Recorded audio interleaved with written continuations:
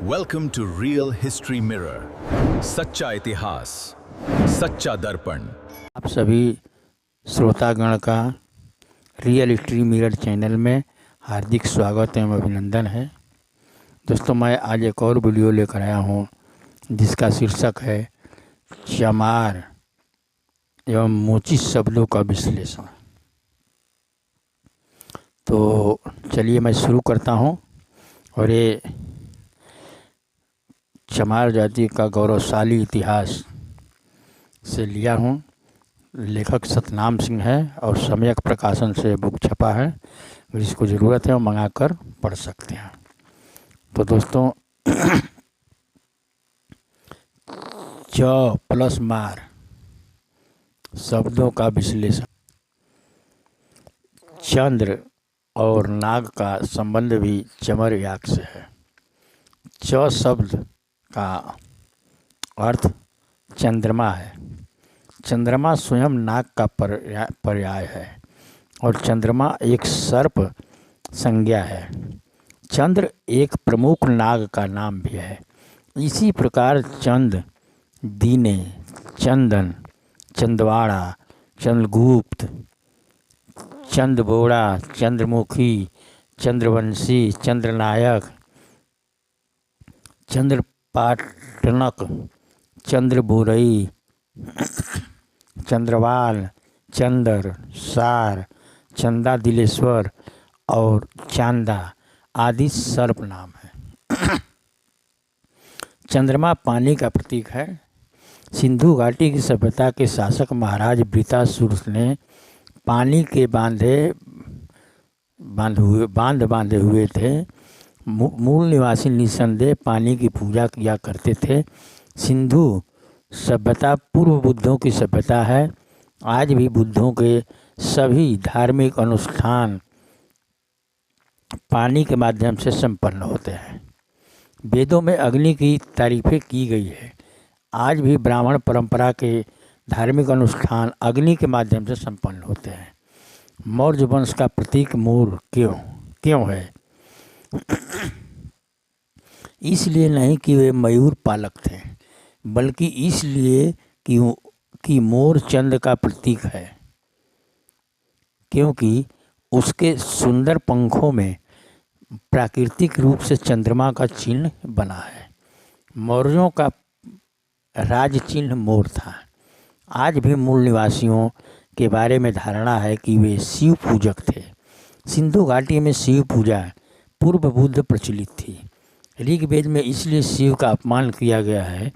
शिव के भाल पर आज भी चंद्र चिन्ह विद्यमान है। भाल माने माथा पर। डॉक्टर मरकट जी इसलिए लिखते हैं कि चंद्रवंशीय क्षत्रिय सब ने खत्रिय है, लेकिन आज क्षत्रिय लिखा जाता है। चंद्रवंशीय क्षत्रियों के बारे में धारणा यह है कि शिव पूजक थे और शिव के माथे पर चंद्रमा का चिन्ह होने से और चंद्रमा को अपना आराध्य मानकर उन्होंने अपने नामकरण चंद्रवंशीय क्षत्रिय रखा। प्रायः विष्णु और राम के पूजक सूर्यवंशी कहलाते हैं। वहीं शिवलिंग और सर्प के पूजक चंद्रवंशी संज्ञा से पहचाने जाते हैं। यहाँ द्विज लोगों के लिए दिन शुभ होता है। वही अनाज कीवा शब्दों के प्राय अर्थात नागों के लिए रात्रि का महत्व सबसे उत्तम होता है। इसलिए रात को नाग कहा गया है। यदि हम डॉक्टर मरकट जी के इस तर्क को प्रमाणित मानते हुए आगे बढ़ें तो यह कड़ी और भी अधिक प्रमाणिक होती हुई प्रतीत होती है। मेरे विचार में द्रविड़ों, नागों, राक्षसों को तभी निशाचर रात्रिचर कहा गया। मूल निवासियों चौरों से घृणा की वजह से ही आर्यों ने च शब्द के अर्थ विकृत किए हैं। च शब्द के अर्थ दिए हैं दुर्जन, चोर, बुरा, नीच आदि। समझ नहीं आता जब च शब्द का एक अर्थ शिव है तो अन्य विकृत रूप क्यों? क्या आर्यों की नज़र में शिव दुर्जन है, चूर है, नीच है?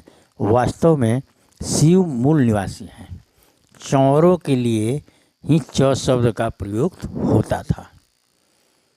अब आइए इस चंद्र शब्द को चमार जाति के संदर्भ में देखें।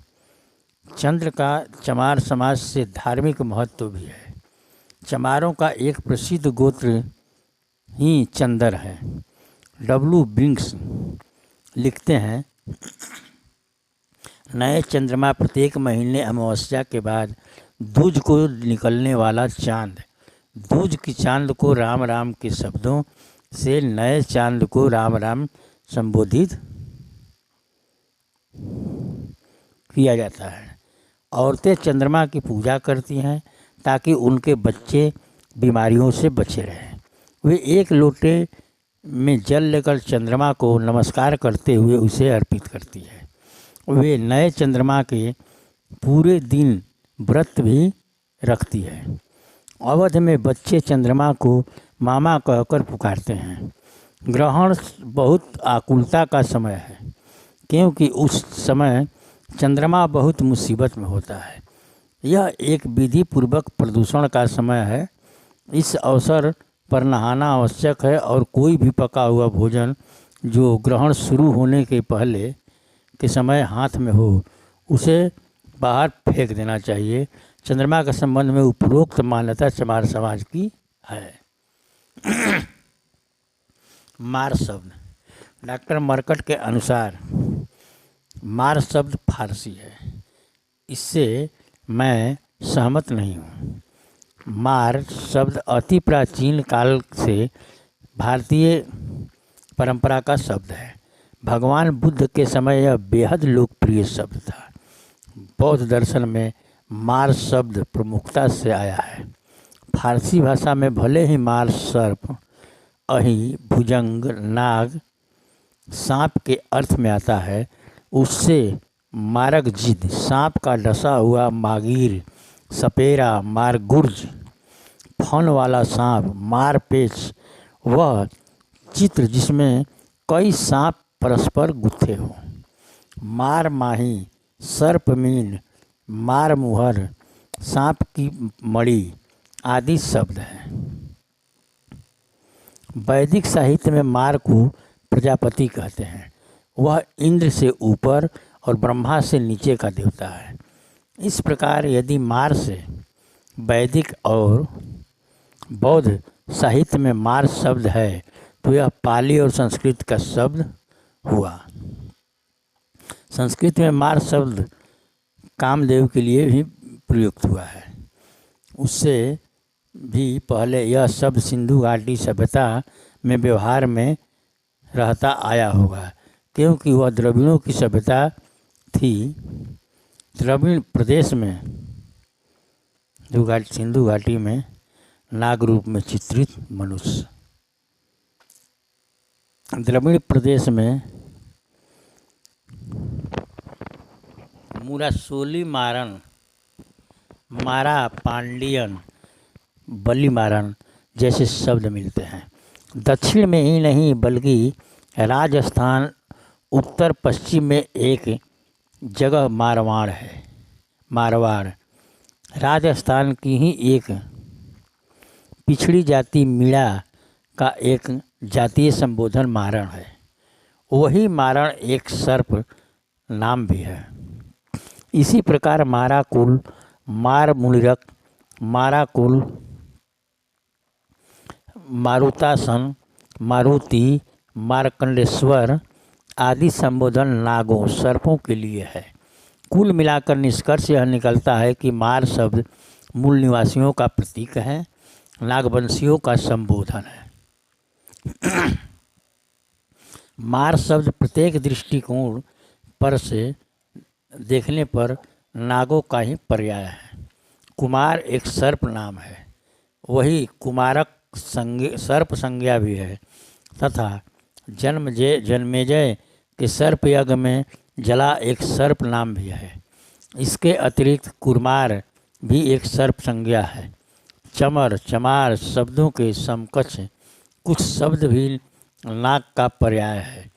चमरिया सर्प नाम, चमाऊ कुल्लू जनपद का नाग, चम्मचमार सर्प नाम, चमार सर्वनाम, जम्मू कुल्लू जनपद का नाग देवता। मार सांप के लिए प्रयुक्त होता है। उत्तर पूर्व भारत में एक जंगली बकरा पाया जाता है। वह सांपों को ढूंढ ढूंढ कर बड़े शौक से खाता है। हिंदी में इसलिए उसका नाम मारखोर है। कर्नल डाल्टन के अनुसार मार या मल एक अनिश्चित सा नाम है जो भारत के विभिन्न क्षेत्रों के विभिन्न लोगों से जुड़ा है। संभवतः जो इस नाम से संबोधित है उनका आपस का संबंध अवश्य है। अब देखिए, जो आज ब्राह्मण ग्रंथों में क्या है, ब्राह्मणों ने मार शब्द का अपमानित किया। उपरोक्त विवरण से स्पष्ट हो जाता है कि मार एक नाग जाति है जो एक सामाजिक इकाई के रूप में विद्यमान रही है। हिंदी भाषा में मार शब्द को विकृत करने के उद्देश्य से जितने घिनौने असभ्य निकृष्ट शब्द बन सकते थे उतने बनाए गए हैं, जैसे बटमार, लूटमार, छुरीमार। इन शब्दों के माध्यम से मार समुदाय को दस्युओं के निकट खड़ा करने की कोशिश की गई है। दूसरी तरफ मारधाड़, मारपीट, मारकाट, मार मुक्ते, मारामारी शब्दों से उसके आर्यों के साथ निष्कर्ष की छवि उभरती है। ऐसा ही नहीं बल्कि उसे क्रूर, दुष्ट, असभ्य, गंवार आदि बतलाने का प्रयास भी किया गया है। मेरे चमर याक टोटम सिद्धांत की प्रामाणिकता। डॉक्टर मरकट जी का च से चंद्रमा तथा मार से नाग यानी चंद्रवंशी नाग। चमार का सिद्धांत चमार जाति की उत्पत्ति के संदर्भ में मेरे अपने सिद्धांत के विपरीत नहीं बल्कि उससे पुष्ट करता है। चमर याक का कैलाश से संबंध, वही चंद्रमा का भी कैलाश से गहरा संबंध। इसलिए कैलाशपति आधुनिक शिव चमरदेव के माथे पर चंद्र है। कैलाश बर्फ से आच्छादित रहता है। दुधिया चांद और बर्फ में सभ्यता है। हिमालय का एक पर्याय बर्फ भी है और चांद भी। किरण, हिमगु, हिमदिधि, हिमधूति, हिमधामा, हिमभानु, हिममयूख, हिमरुचि, हिमरश्मि, हिमांशु जैसे शब्दों का अर्थ भी चंद्रमा है। मार नाग का पर्याय है। नाग का पशुपति आधुनिक शिव से गहरा संबंध है। नाग का पशुपति का गहरा शिव से नाग का पशुपति आधुनिक शिव से गहरा संबंध है। अतः हिमालय में कैलाश पर्वत पर विचरने वाले चमर याक को अपना जाति टोटम मानने वाले मूल निवासी नाग मार ही आज के चमार हैं। यह बात च तथा मार शब्दों के विश्लेषण से ही प्रमाणित हो जाती है। सिंधु घाटी की सभ्यता के मूल निवासी चमर याक और नाग दोनों ही जीवों को समान रूप से पूजनीय मानते रहे होंगे। इस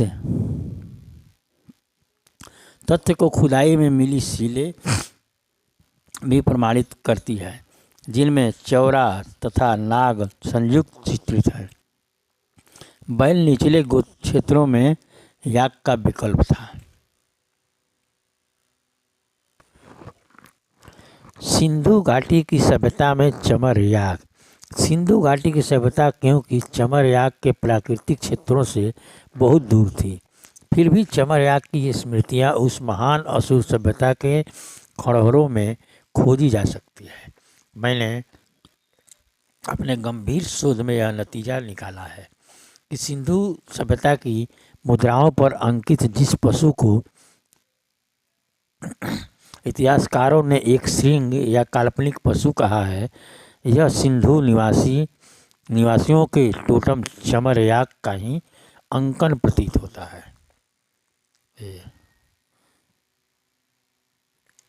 एक मुद्रा पर यह एक 5 कोणों की विचित्र आकृति के बीच से निकलता हुआ अंकित है। केदारनाथ शास्त्री जी इसकी व्याख्या करते हुए लिखते हैं कि किसी गूढ़ तांत्रिक रहस्य का व्यंजक है। यह मुद्रा अश्व में एक यंत्र होगा जिसका अभिप्राय इसके धारण करने वाले के हृदय में बल, बुद्धि, वीर्य आदि उन विलक्षण शक्तियों का संचार करना था जिनके लिए ये उत्तम पशु लोक में प्रसिद्ध है। यह हृदयाकार अभिप्राय सिंधुकालीन चित्रित है। कुंभ कला तथा मूर्ति कला पर अनेक बार पाया जाता है। ऐसा प्रतीत होता है कि यह एक धार्मिक चिन्ह है। एक श्रृंग के बारे में बड़ा विवाद है। अलग अलग विद्वानों के अलग अलग विचार हैं, लेकिन कई पुराविदों ने इसे बिना कुबड़ का साधारण बैल माना है जो एक चश्म मुद्रा में खड़ा है, जिससे पीछे का सींग सामने के सींग की ओट में आ जाने से उसी प्रकार एक ही सींग का भ्रम पैदा करता है। जिस प्रकार 12 बजने पर घड़ी की सुइयां 2 नहीं 1 नजर आती है, कुछ पुरातत्ववेत्ता इसे ऑरिक्स हिमजुक का बैल समझते हैं। कुछ विद्वानों ने इसे परम देवता का वाहन एवं दिव्य पशु माना है। अब हम इन स्मृतियों के आधार पर यदि इस पशु का मिलान चमर याक से करें तो कुछ आश्चर्यजनक सूत्र हमारे हाथ लग सकते हैं। इस पशु को बिना कुबड़ वाला बैल बताया गया है। चमर याक की पीठ की संरचना लगभग ऐसी ही है। बाल काटने पर पूंछ सहित याक बिल्कुल ऐसा ही प्रतीत होता है। इसके एक सींग की ओट में दूसरा सींग होने की संभावना व्यक्त की गई है। आगे की तरफ निकले हुए इसके सींगों से याक के सींगों का मिलान किया जा सकता है। विभिन्न मुद्राओं पर इसके शरीर पर जो चित्रण है उससे प्रतीत होता है कि यह सवारी के लिए साधाया हुआ पशु है। ऐसी विशेषता चमर याक में ही है। कुछ विद्वानों ने इसे परम देवता का वाहन माना है। हमारे अध्ययन के अनुसार याक ही पशुपतिनाथ का वाहन था। कुछ विद्वानों ने इसे हिमजुग का बैल कहा है। आज भी चमर याक को हिमालय का बैल कहा जाता है। बैल निचले क्षेत्रों में चमर याक का विकल्प था। एक श्रृंग मुद्राएं इस अभिप्राय को सिद्ध करती है कि इस प्रकार एक श्रृंग कहलाए जाने वाले इस पशु को सिंधु निवासियों के जाति टोटम याक का चित्रण मानने में मुझे कोई आपत्ति नहीं है। हालांकि इस दिशा में गंभीर शोध की गुंजाइश अब भी बनी हुई है।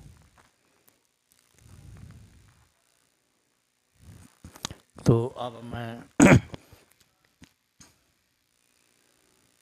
चमार जाति का कुछ विश्लेषण बता दिया। अब मोची शब्द का ऐतिहासिकता मैं बताने की कोशिश कर रहा हूँ। आप लोगों को समझना है, विचार करना है। मैं जो बता रहा हूँ वो एविडेंस के साथ बता रहा हूँ। तो मोची शब्द की ऐतिहासिकता।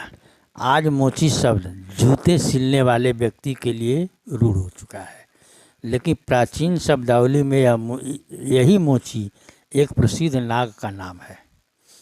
यही नहीं, ये जातियाँ जो आज सवर्ण कहलाती है, उनमें मोची नाम के एक गोत्र भी मिलता है। वे चमार नहीं हैं, वे जूते नहीं सिलते, फिर भी मोची का उनका गोत्र क्यों? पंडित छेदीलाल पांडे ने गोत्रों की वंशावली में मोची गोत्र का जिक्र किया है। उन्होंने मोर्चा वंश का अपभ्रंश मोची माना है तथा मोर्चा वंश को चौहानों की एक शाखा बताया है। आज भी एक खूबसूरत जहरीले सांप को मोची कहा जाता है।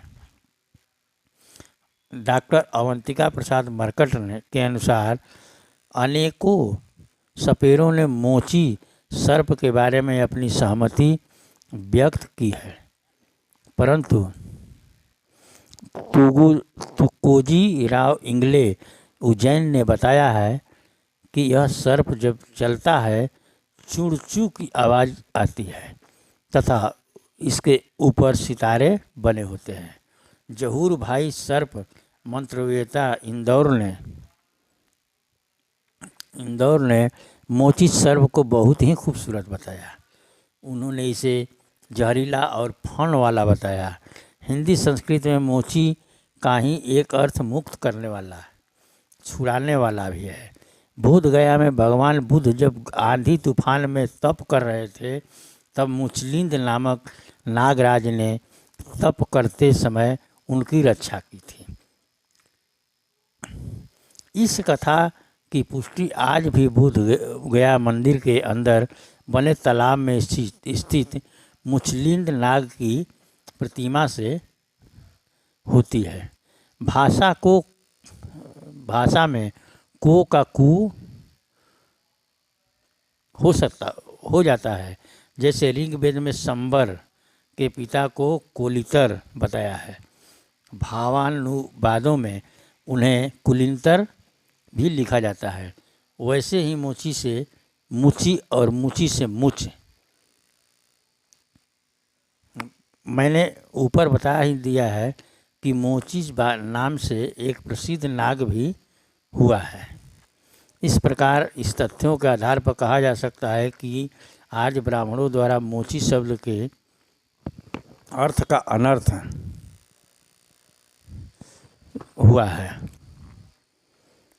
वैसे तो दुनिया की विजयी नस्लें पराजित नस्लों के नाम को इसी तरह अपमानित करती है, लेकिन पूरे अधिकार के साथ मेरा मानना है कि अन्य भाषाओं में इक्का दुक्का शब्द ही अपने विरोधियों को अपमानित करने के उद्देश्य से प्रयुक्त हुए हैं, लेकिन हिंदी संस्कृत का हर बुरा घिनौना